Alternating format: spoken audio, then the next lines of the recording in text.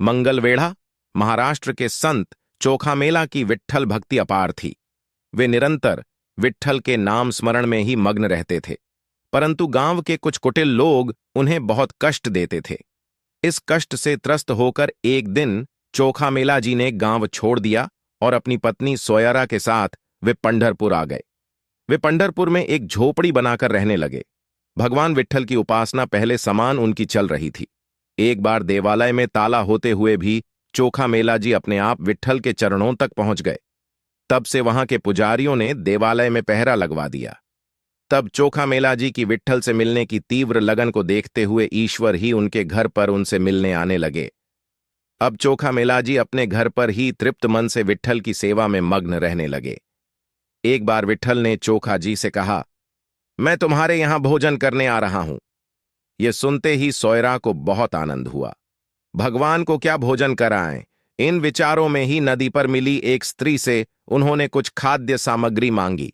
बातों ही बातों में सोयरा के मुख से निकल गया कि उनके यहां प्रत्यक्ष भगवान विट्ठल ही भोजन करने आने वाले हैं।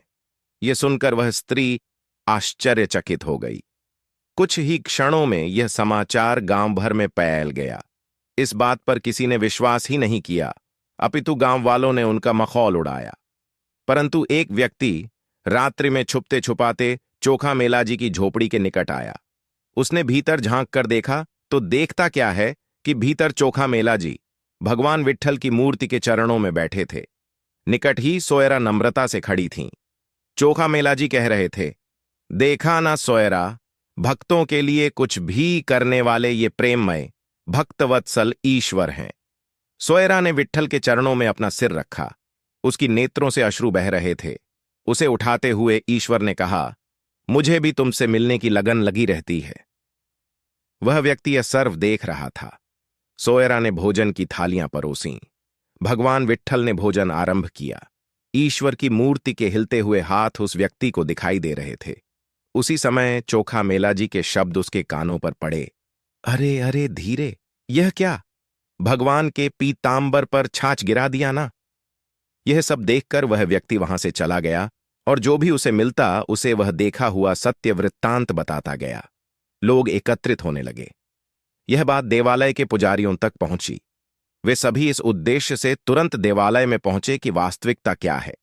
वहां पहुंचकर देखते क्या हैं, तो यह कि सदा की भांति भगवान विट्ठल की मूर्ति पाषाण पर खड़ी थी।